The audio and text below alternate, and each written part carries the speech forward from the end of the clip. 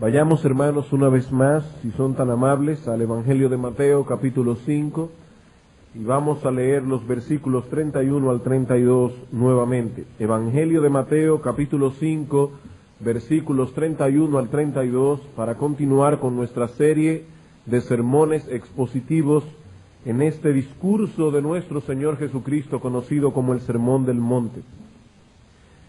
También fue dicho: cualquiera que repudie a su mujer, dele carta de divorcio. Pero yo os digo que el que repudia a su mujer, a no ser por causa de fornicación, hace que ella adultere, y el que se casa con la repudiada comete adulterio. Debido a que hace 2 semanas interrumpimos esta serie de sermones, ya que nos encontrábamos en el período de fin de año, considero saludable que hagamos un breve recuento de lo que hemos visto hasta ahora en el estudio de estos 2 versículos que acabamos de leer. En Mateo capítulo 5, versículos 31 al 32, el Señor Jesucristo establece su posición acerca del controversial tema del divorcio.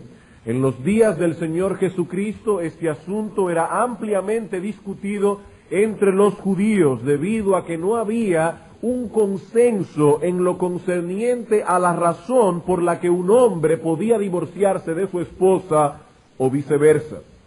En la ley de Moisés se planteaba la posibilidad de que se llevara a cabo un divorcio si el hombre encontraba en su mujer alguna cosa indecente. En tal caso estaba previsto en la ley que el hombre expidiera a la mujer una carta de repudio, una carta de divorcio. Pero si, haciendo uso de la libertad que esta mujer tenía ahora con esta carta en mano, esta mujer contraía nuevas nupcias, en tal caso la ley prohibía tajantemente que esta mujer volviese a su antiguo marido en el caso de que el segundo la repudiara a su vez o falleciera. Esta era, hermanos y amigos, básicamente la enseñanza de la ley sobre el divorcio, tal cual la encontramos en Deuteronomio 24, versículos 1 al 4. El problema surge por la interpretación que los fariseos dieron a estas palabras. Por un lado, los fariseos no se ponían de acuerdo en cuanto a qué era esa cosa indecente.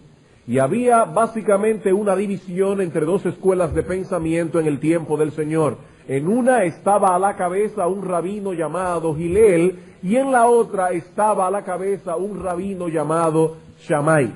De acuerdo a Shammai y a su escuela de pensamiento, esa cosa indecente podía ser incluso hasta el hecho de que su esposa quemara el pan en el horno, o que hablara mal de la suegra, o aún que tuviera mal aliento en la boca. Todo eso, de acuerdo a la escuela de Hillel, era causa de un divorcio si así el hombre lo quería. Por otro lado estaba la escuela de Shammai, una escuela más estricta, que decía que la única cosa indecente por la que un hombre podía divorciarse de su esposa era la inmoralidad.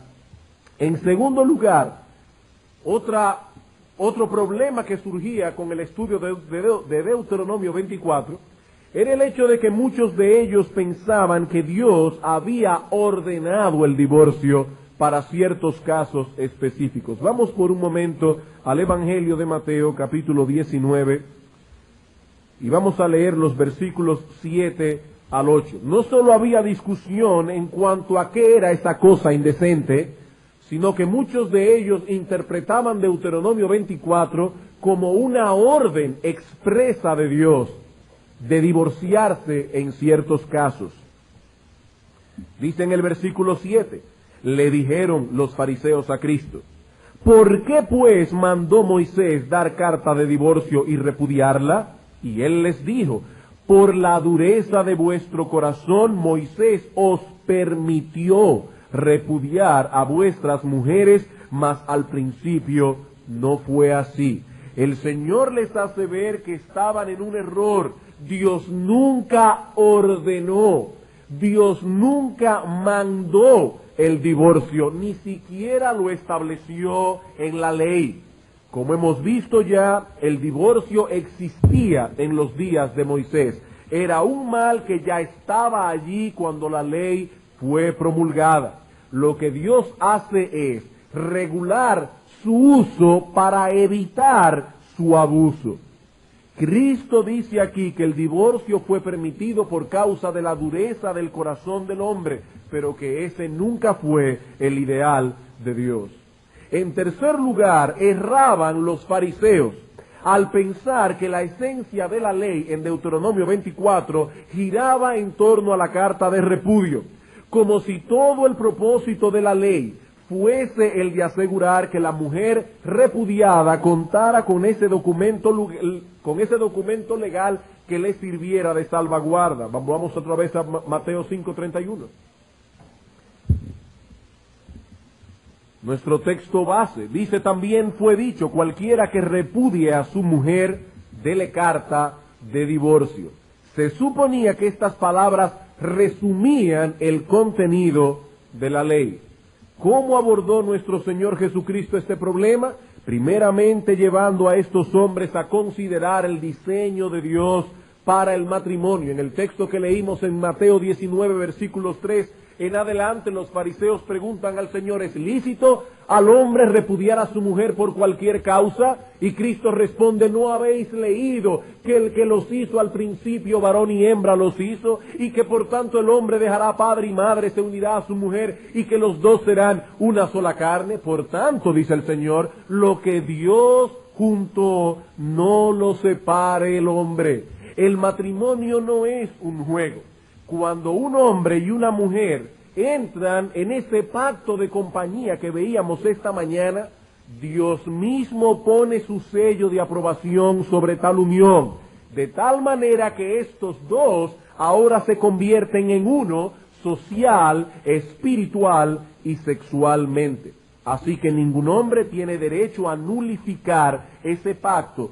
Dios los juntó, el hombre no debe separarlos. Ese es el plan original de Dios.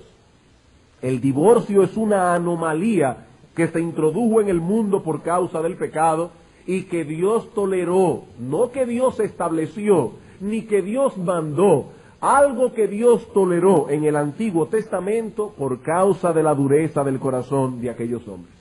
Ahora bien, hay dos cosas por las que el matrimonio era anulado en el Antiguo Testamento, ya no como un permiso, sino como una orden expresa de Dios. Noten lo que estoy diciendo, hermanos.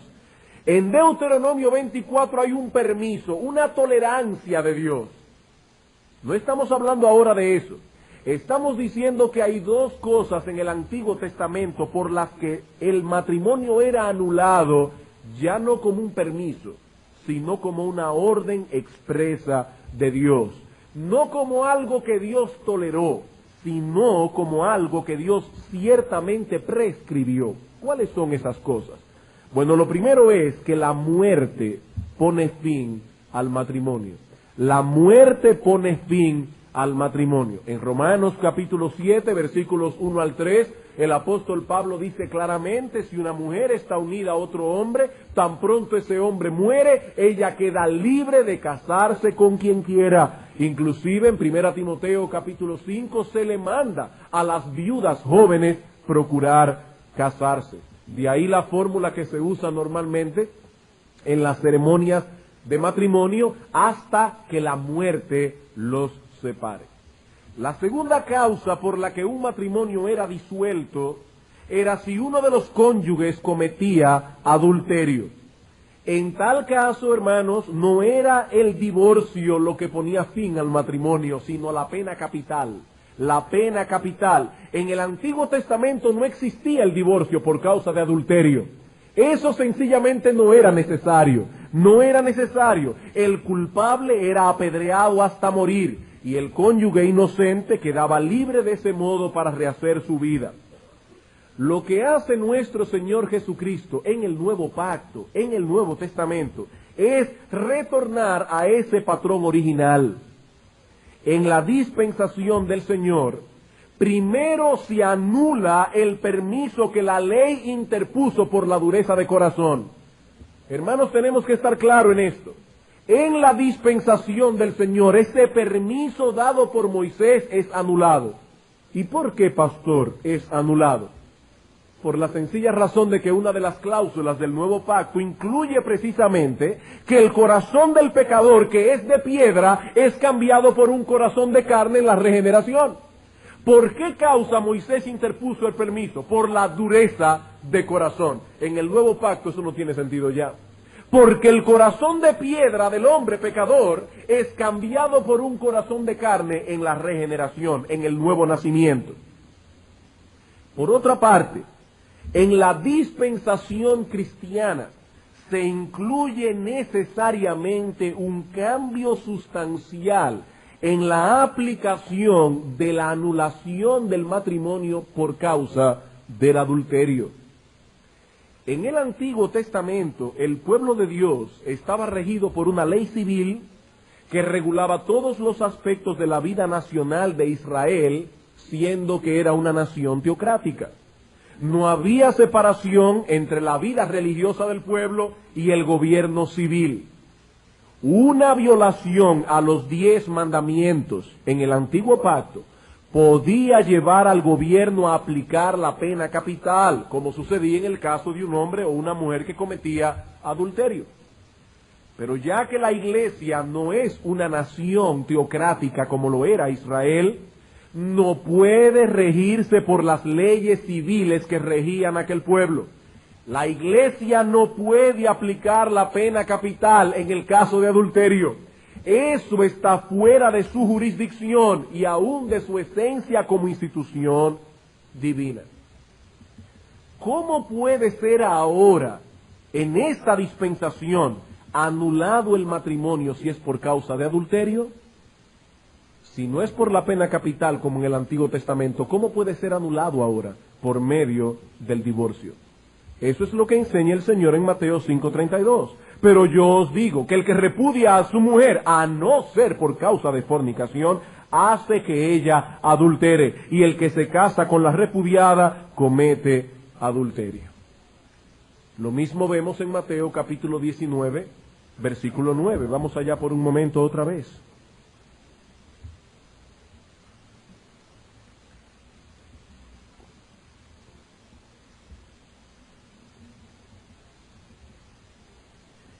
Versículo 9. Y yo os digo que cualquiera que repudie a su mujer, salvo por causa de fornicación, y se casa con otra, adultera, y el que se casa con la repudiada, adultera. Hermanos, ¿cuál fue la pregunta de los fariseos que dio lugar a este discurso del Señor sobre el divorcio? La pregunta que aparece en el versículo 3. ¿Puede un hombre divorciarse de su mujer por cualquier cosa, por cualquier causa? La respuesta final del Señor es esta: no, no es lícito repudiar a su mujer, a no ser por causa de fornicación. En el último sermón de esta serie, iniciamos el estudio de esta cláusula de excepción y vimos que la palabra fornicación, la palabra porneia, incluye todo tipo de pecado sexual. Este es el uso que se le daba a la palabra porneia en el griego clásico. Es el uso que se le da a la palabra en la Septuaginta, es decir, la versión griega del Antiguo Testamento que usó el Señor Jesucristo y los apóstoles. Es el uso que se le dio en el griego koiné, que fue el griego usado para escribir el Nuevo Testamento. Podríamos decir, hermanos, que el testimonio que tenemos a la mano al respecto es unánime. Es unánime. Y si alguno no estuvo aquí cuando este tema fue expuesto, le recomendamos escuchar la grabación, ya que por causa del tiempo nos vemos impedidos a repetir la línea de argumentación que usamos hace unos domingos atrás. En la mañana de hoy vamos a dar un paso más adelante en nuestro tema, para probar que una vez la persona se ha divorciado por causa legítima, es libre de volverse a casar. Eso es lo que vamos a tratar de probar. Tan pronto el divorcio ha sido efectuado por una causa legítima, esta persona es libre ahora de volverse a casar. Hay algunas personas que argumentan que la cláusula de excepción de Mateo 5:32 y Mateo 19:9 incluye ciertamente el divorcio por adulterio, pero que eso no quiere decir necesariamente que incluya la posibilidad de un nuevo matrimonio para los que se divorcian por causa de adulterio. En otras palabras, lo que esta gente está diciendo es que Dios permite que una persona tome la iniciativa y se divorcie del cónyuge adúltero, pero que en tal caso debe quedarse sin casar por el resto de su vida. Estos hermanos llegan a esta conclusión al comparar la cláusula de excepción de Mateo con la enseñanza de Pablo en 1 Corintios 7:10 al 11. Vamos a ese texto, por favor. 1 Corintios capítulo 7, versículos 10 al 11.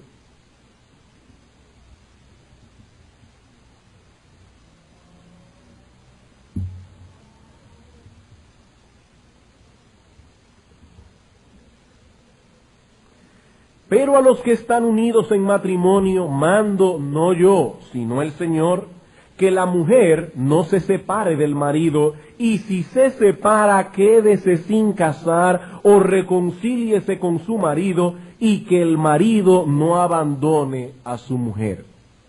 Comparando estos dos textos, estos hermanos llegan a la conclusión de que ciertamente hay divorcio por causa de adulterio, pero no la posibilidad de un nuevo matrimonio. Lo que me propongo hacer en esta mañana con la ayuda del Señor es probar que la interpretación clásica del protestantismo representa con toda fidelidad la enseñanza bíblica al respecto. ¿Y cuál es la enseñanza clásica del protestantismo? Que no solo es lícito el divorcio por causa de adulterio, sino casarse cuando el divorcio ha sido por esa causa. Repito, hermanos, esa ha sido la posición clásica del protestantismo histórico. Martín Lutero escribió en una ocasión: me maravillo aún más de que los romanistas, es decir, los católicos, no permitan el nuevo casamiento del hombre separado de su mujer por divorcio, por adulterio, sino que lo obligan a quedarse sin casar. Cristo permitió el divorcio en casos de fornicación y no obligó a nadie a quedarse sin casar. Y Pablo prefirió que nos casásemos antes que permitir que nos quemásemos. Termina la cita.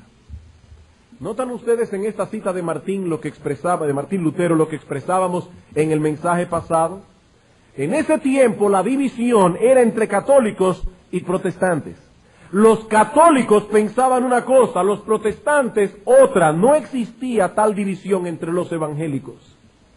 Juan Calvino dice por su parte: aun cuando Cristo condena como adúltero al hombre que se casa con una mujer que ha sido divorciada, esto está restringido sin duda a los divorcios frívolos e ilegales.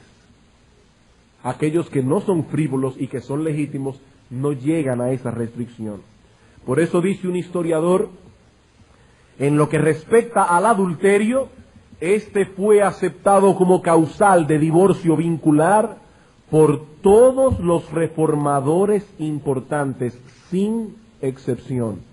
Y para aquellos que no están familiarizados con este lenguaje, cuando se habla aquí de divorcio vincular, se está hablando de un divorcio distinto al que la Iglesia Católica acepta. El divorcio que la Iglesia Católica acepta no es vincular, sino lo que se conoce como una separación a mensa et toro, es decir, separación de cuerpos y de bienes, pero no del vínculo matrimonial, de tal manera que esa persona no está libre de casarse otra vez. Y lo que este historiador está diciendo es que el adulterio siempre fue causal de divorcio vincular aceptado por todos los reformadores sin excepción. Ahora, hermanos, nosotros no descansamos en la autoridad de estos hombres.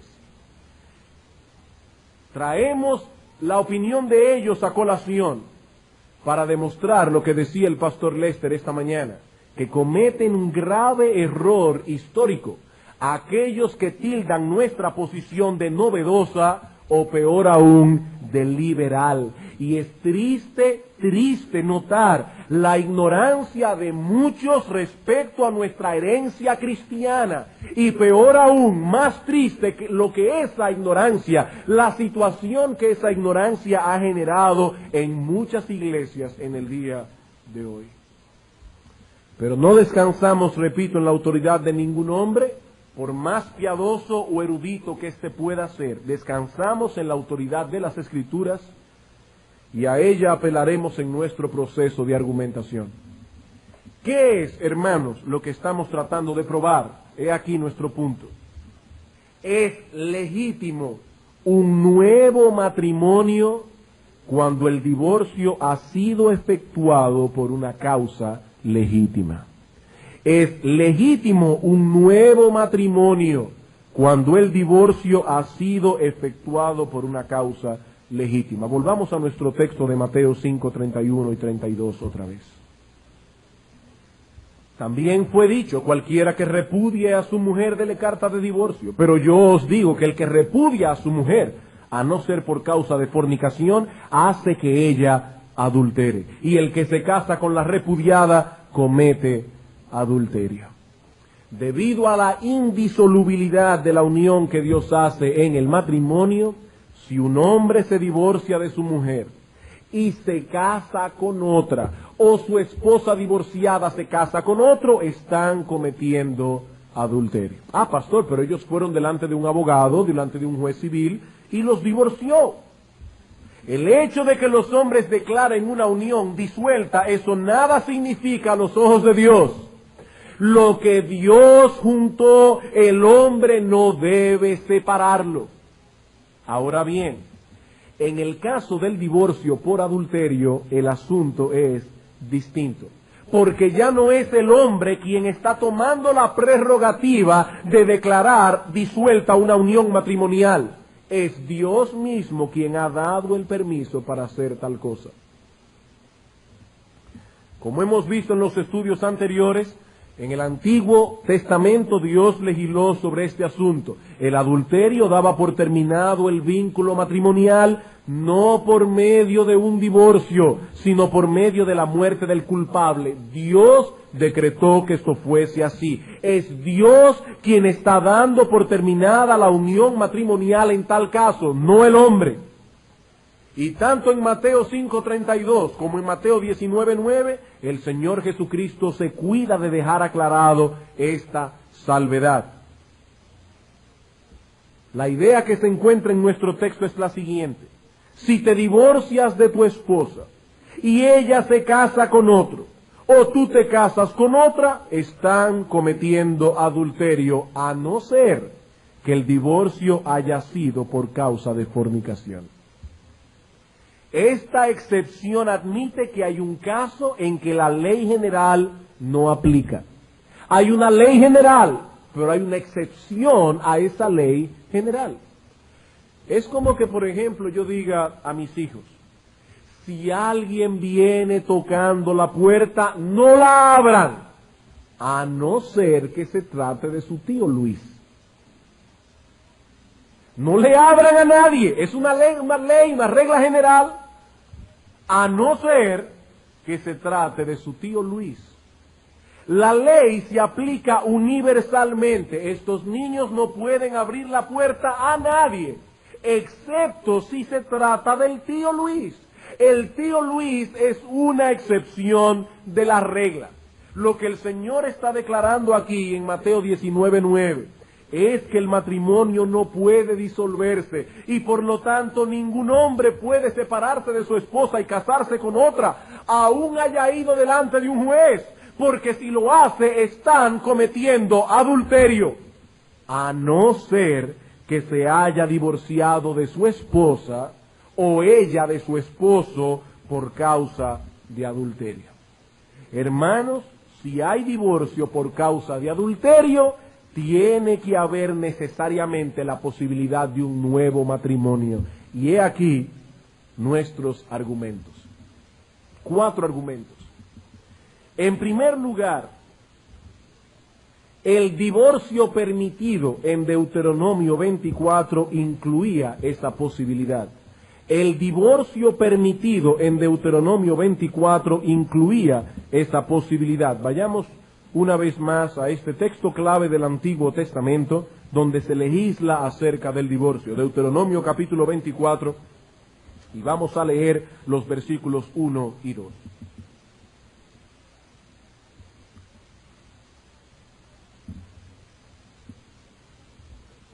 Cuando alguno tomare mujer y se casare con ella, si no le agradare por haber hallado en ella alguna cosa indecente, le escribirá carta de divorcio y se la entregará en su mano y la despedirá de su casa, y salida de su casa podrá ir y casarse con otro hombre.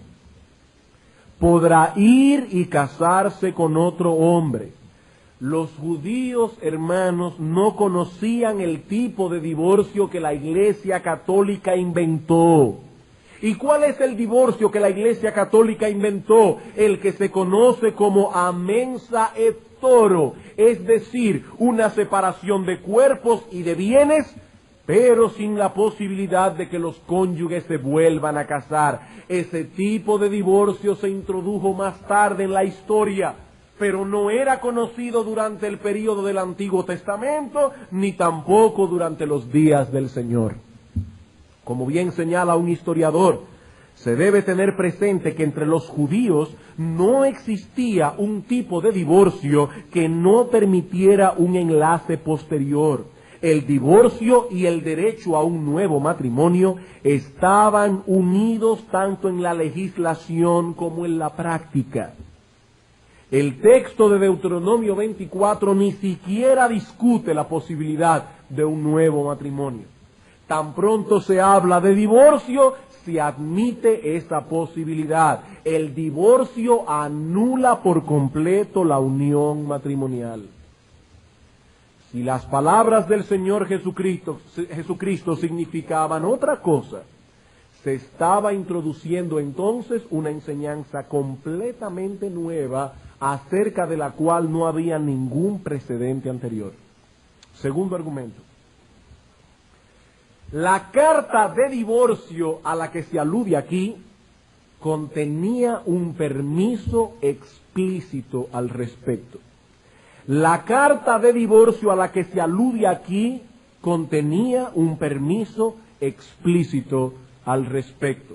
Gaiduti, en su conocida obra sobre el divorcio, cita un ejemplar de carta de repudio, de la cual yo voy a tomar un extracto. Esa carta decía: en el tal día de la semana tal, del día del mes tal, en el año tal, yo, fulano de tal, por este acto doy consentimiento de mi propia voluntad, no estando restringido en modo alguno, y por este acto te libero, repudio y despido a ti, mi mujer, fulana de tal, que has sido mi esposa por un buen tiempo, y de esta manera te libero, y te repudio, y te despido, a fin de que tengas permiso y control sobre ti misma, para que vayas y te cases con cualquier hombre con el cual desearas hacerlo, y que ningún hombre pueda impedírtelo a partir de este día.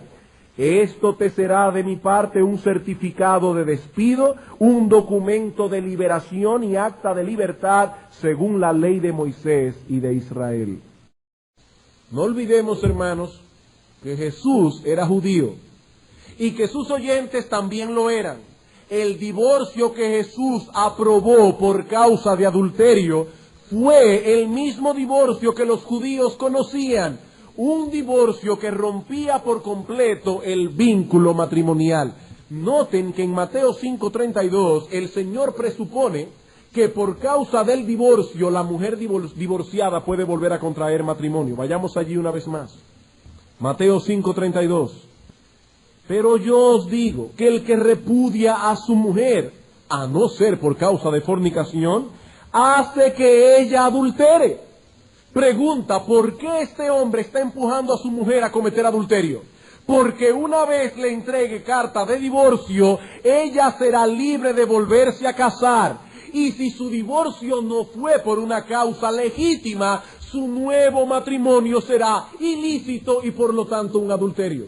El Señor está presuponiendo que una vez esta mujer tuviese en su mano la carta de divorcio, ella irá y se casará con otro hombre. Porque ese era el único divorcio que los judíos conocían. El Señor da por sentado que la mujer repudiada procurará volverse a casar otra vez. Tercer argumento.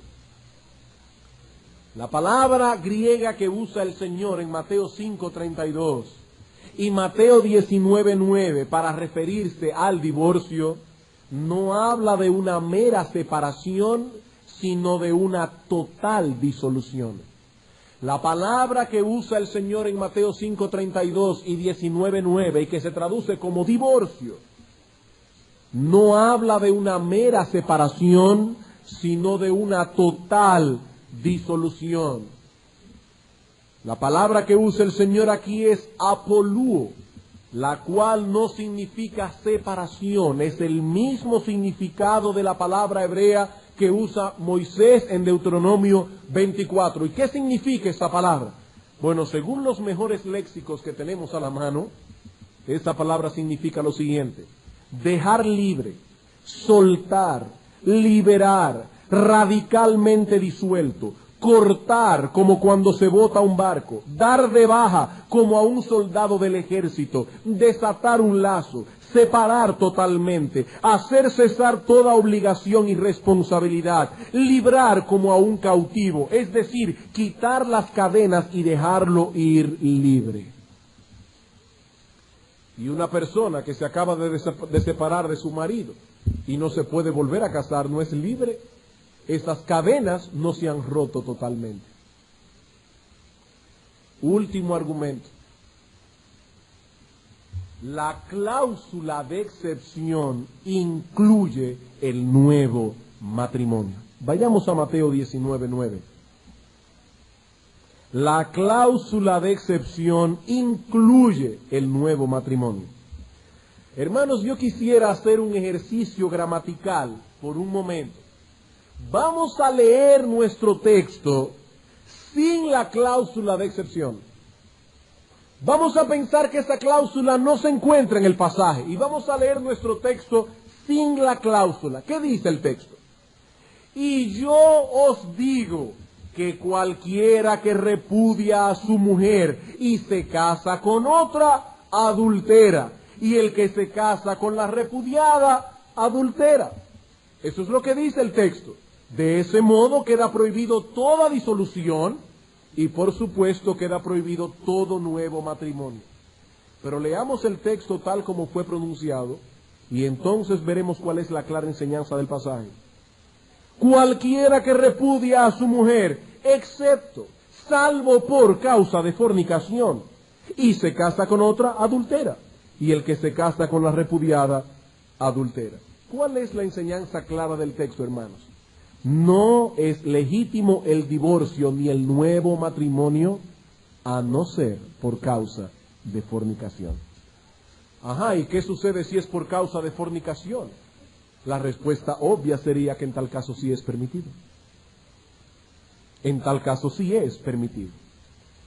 Hermanos, yo no deseo parecer irónico con lo que voy a decir ahora, y tanto el último domingo que estudiamos este tema y hoy he estado tratando de mantener un tono de voz respetuoso para nuestros hermanos en Cristo que no piensan como nosotros pensamos. Pero yo me pregunto, ¿no es ese acaso el significado natural que se desprende de nuestro texto? Hermanos, en lo personal, yo siempre pensaré que es sorprendente no ver la enseñanza clara del pasaje.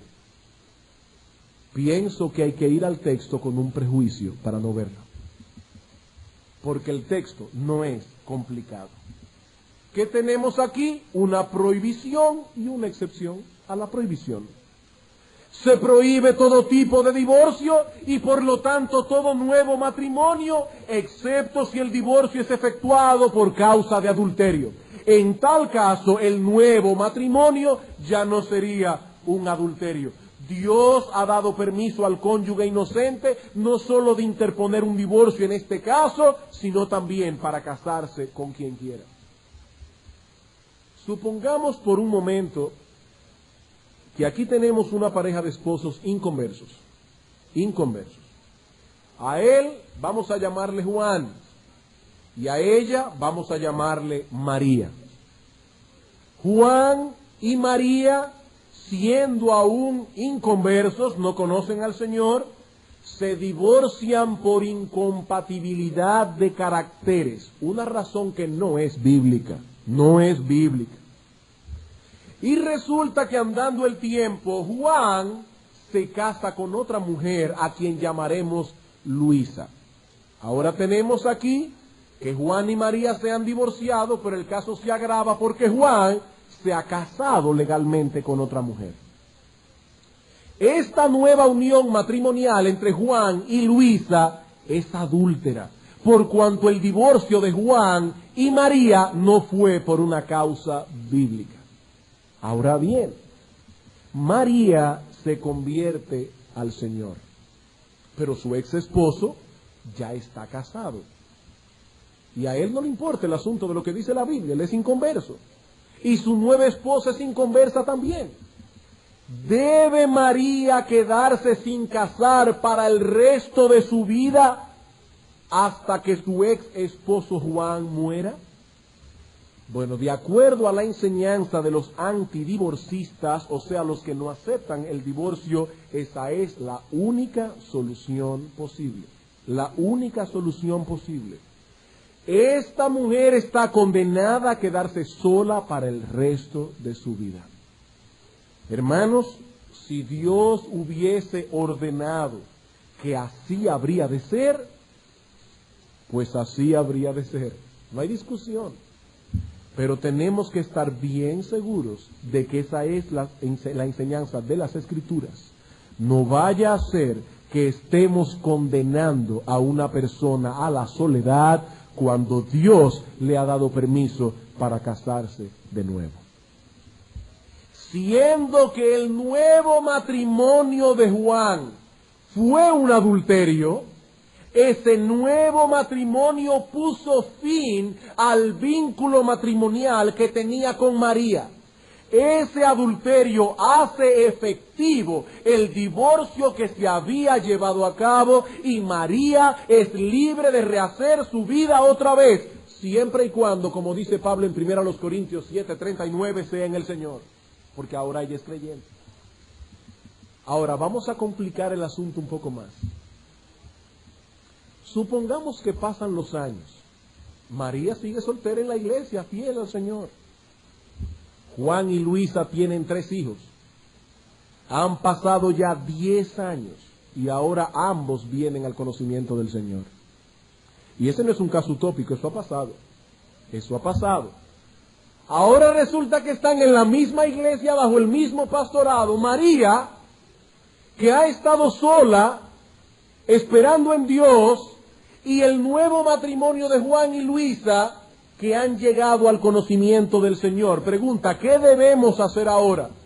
¿Debemos divorciar a Juan y a Luisa para que Juan se vuelva a casar con María? Hermanos, ¿cuántos problemas prácticos levanta esta enseñanza cuando no es tratada bíblicamente? ¿Y cuántos problemas de conciencia genera en muchos hermanos inocentes? Noten, hermanos, que este caso específico no fue traído al principio. ¿Por qué? Porque establecimos en la introducción de estos sermones hace unos domingos atrás que no basaríamos nuestra doctrina en casos particulares, sino que estableceríamos primero la enseñanza general de las Escrituras y que una vez eso haya sido hecho, entonces iríamos a los casos particulares. No importa la posición que asumamos con respecto a este tema, siempre encontraremos casos difíciles de resolver, cualquiera que sea nuestra posición, pero no deja de ser iluminador que consideremos las consecuencias prácticas de las cosas que estamos enseñando. Al hablar del tema del divorcio, estamos pisando un terreno que afecta a muchos de nuestros hermanos en Cristo. Esa es una de las razones por la que no podemos como iglesia evadir la controversia. Debemos dar a nuestros hermanos divorciados una perspectiva bíblica desde la cual puedan evaluar su propia decisión y puedan tomar decisiones sin cargas de conciencia innecesarias. Dios, nuestro Dios, es el único dueño de la conciencia y por lo tanto es el único que puede atarnos moralmente a sus mandamientos. Es pecado lo que Dios declara pecado. Está prohibido lo que Dios dice que está prohibido. No seremos más santos por añadir más mandamientos de los que ya existen. Y si Dios ha dado permiso a los divorciados por adulterio para contraer nuevas nupcias, estaremos cometiendo un grave error, primero contra Dios y luego contra los cónyuges inocentes que se han visto afectados por esta situación si los condenamos a la soledad. Pero pastor, ¿qué podemos decir acerca de 1 Corintios 7, 10 al 11? Donde el apóstol Pablo dice que si dos esposos se separan deben quedarse sin casar. O de Romanos 7, 1 al 3, donde el mismo apóstol nos dice que el matrimonio solo puede concluir con la muerte de uno de los dos cónyuges. No tenemos el tiempo hoy para tratar con estos dos pasajes con toda la amplitud que ameritan, pero al menos quisiera traer lo siguiente a colación. No en todos los textos bíblicos en que se menciona una doctrina se desarrolla completamente la enseñanza en cuestión. Por ejemplo, muchos pasajes de la Biblia hablan de la resurrección, muchos, pero ninguno es tan extenso y detallado como 1 Corintios capítulo 15. Los detalles que encontramos en 1 Corintios capítulo 15 no lo vamos a encontrar en todos los otros textos que hablan de la resurrección en la palabra de Dios. Otro ejemplo.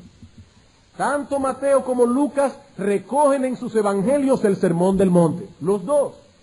Pero debido a que tienen propósitos diferentes, uno lo hace enfatizando algunas enseñanzas, mientras el otro pone énfasis en otras enseñanzas.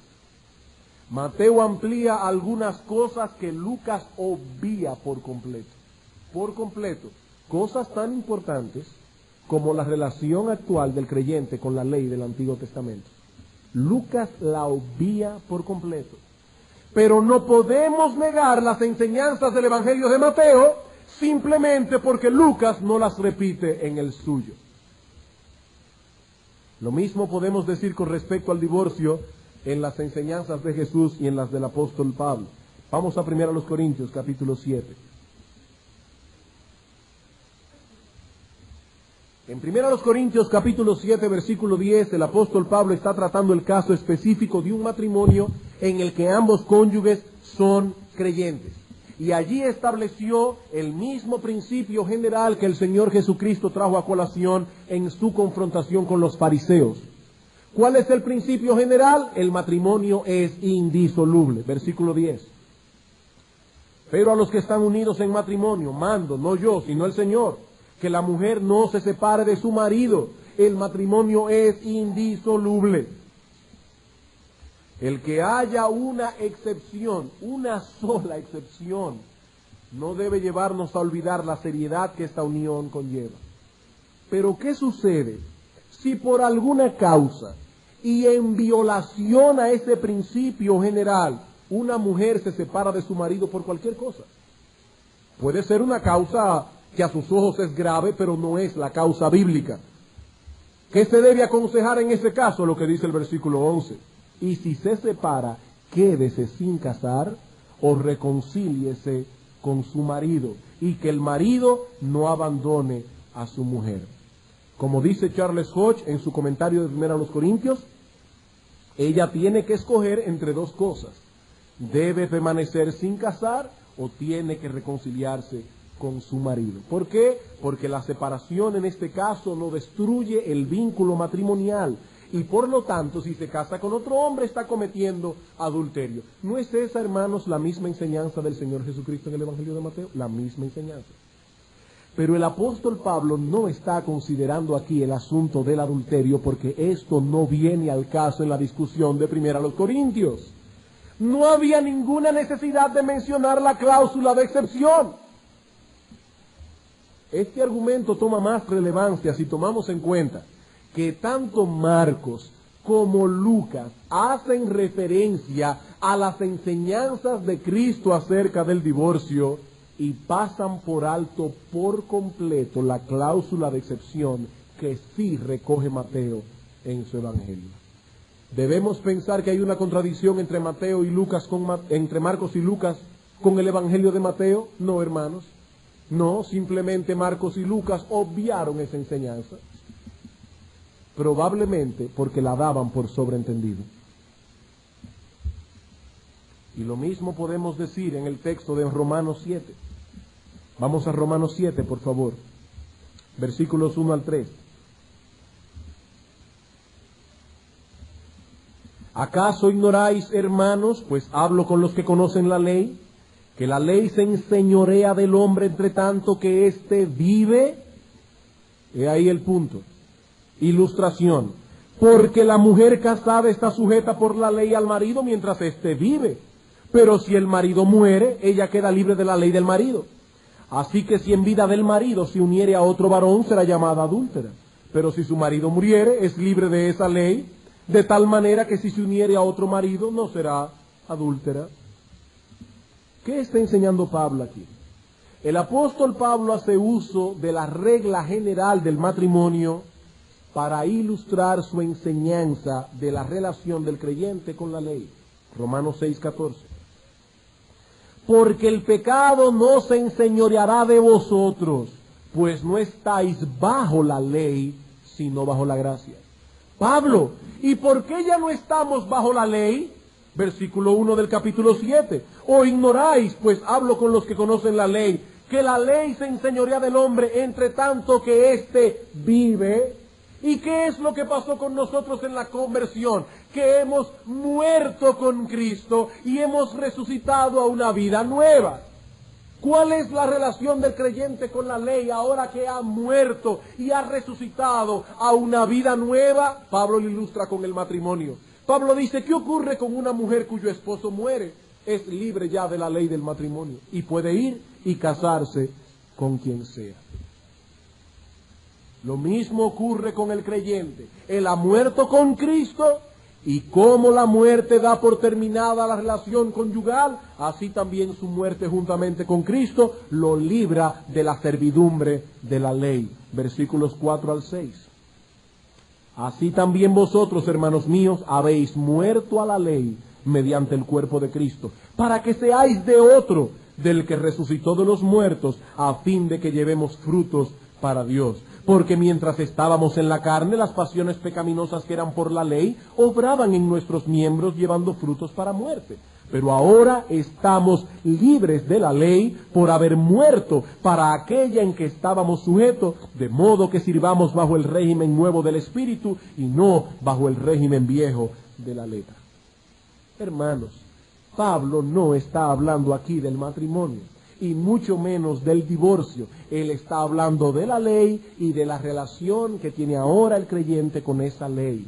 Si menciona el matrimonio es como algo incidental, como una mera ilustración de su tema. No tenía ningún sentido que mencionar el asunto del divorcio por causa de adulterio y la posibilidad de un nuevo matrimonio en semejante caso. Si Pablo hubiese introducido el tema del divorcio y del adulterio en esta ilustración, no solo hubiese desviado la mente de sus lectores del asunto primordial que está tratando aquí, sino que incluso hubiese debilitado su argumento. Esto tampoco venía al caso. Ni 1 Corintios 7, ni Romanos 7 contradicen la enseñanza general de las Escrituras. Simplemente guardan silencio de una situación anómala que no venía al caso. Resumiendo, hermanos, ¿cuál es la enseñanza de Cristo sobre el divorcio? Podemos resumirla en 3 encabezados. En primer lugar, El diseño original de Dios para el matrimonio es que esta unión solo fuese disuelta por la muerte. En segundo lugar, dado que el adulterio es un pecado que atenta contra la esencia misma del pacto de compañía que encierra el matrimonio, Dios ha señalado este pecado como una causa legítima para procurar la disolución del vínculo matrimonial. Tercero, es lícito procurar una nueva unión conyugal cuando el divorcio ha sido efectuado por causa de adulterio. He aquí básicamente lo que nuestro Señor Jesucristo nos enseña al respecto. Pero antes de concluir, quisiera traer a vuestras consideraciones brevemente dos aplicaciones pastorales. La semana que viene vamos a tener que continuar hablando del divorcio porque no hemos entrado en el caso que trata el apóstol Pablo en 1 Corintios capítulo 7, versículos 12 en adelante, cuando un inconverso se divorcia de su esposa por ser creyente. Eso lo veremos la semana próxima. Pero no quisiera concluir sin traer al menos dos aplicaciones pastorales a vuestras conciencias. En primer lugar, la enseñanza de Jesús sobre el divorcio pone de manifiesto la seriedad de todo pecado que atente contra el vínculo matrimonial. La enseñanza de Jesús sobre el divorcio pone de manifiesto la seriedad de todo pecado que atente contra el vínculo matrimonial. En el Antiguo Testamento el adulterio era penado con la muerte del culpable. En el Nuevo Testamento, que esta ley no está vigente, se coloca como el único pecado que concede al cónyuge inocente el permiso de dar por concluido el vínculo matrimonial.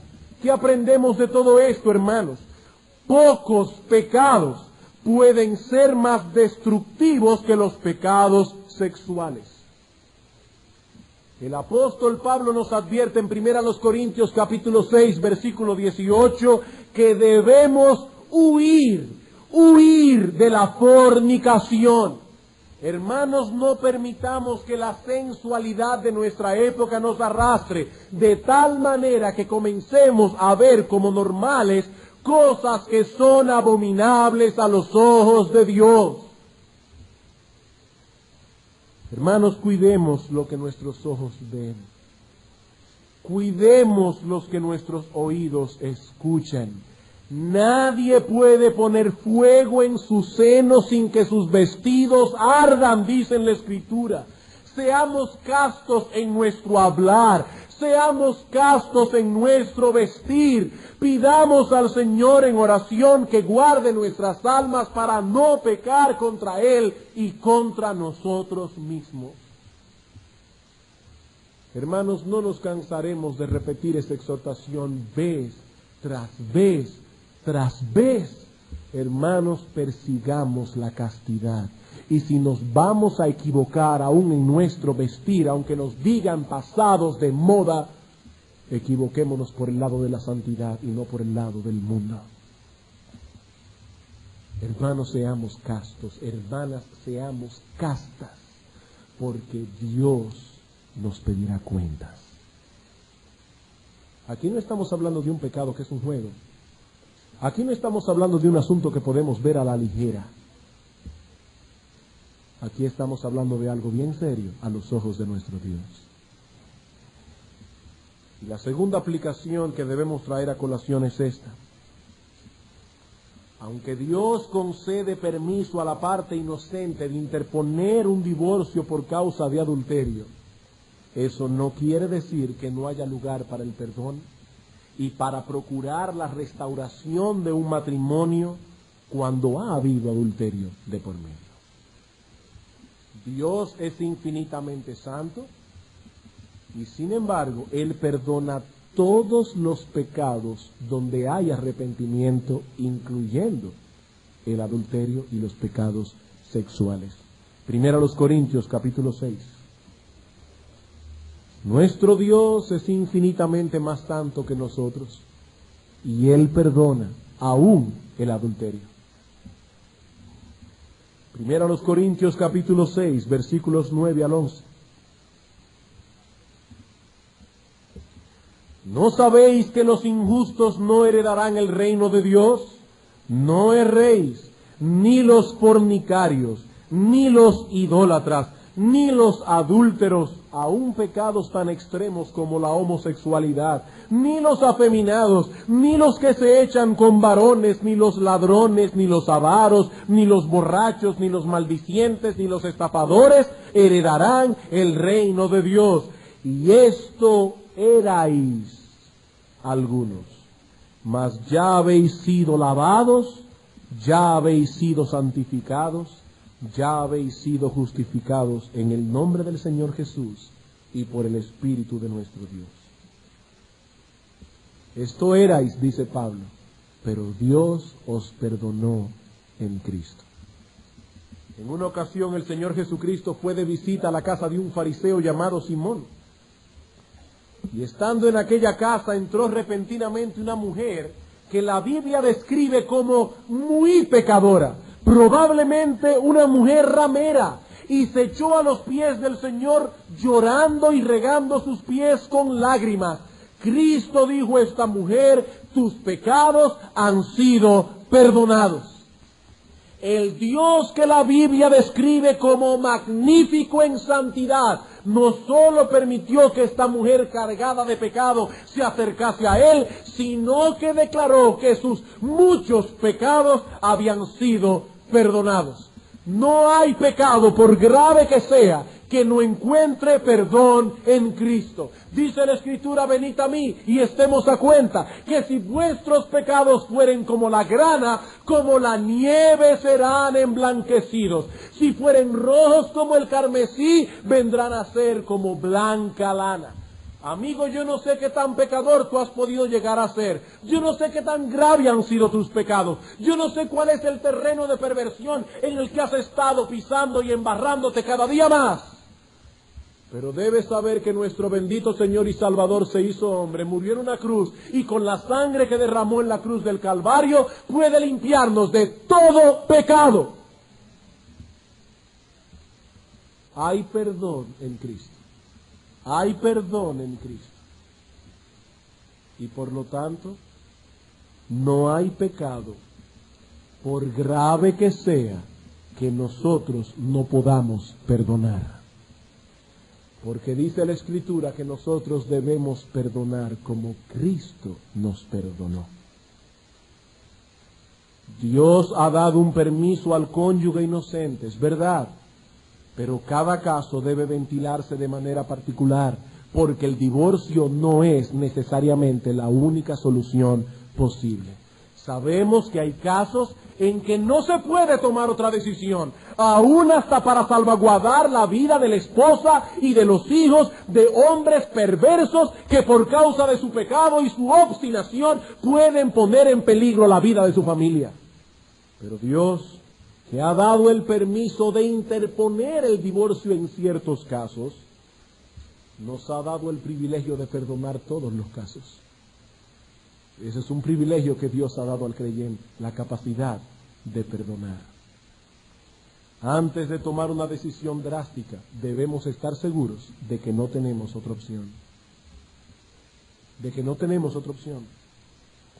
Hermanos, que el Señor nos ayude a ser juiciosos al tratar con este asunto.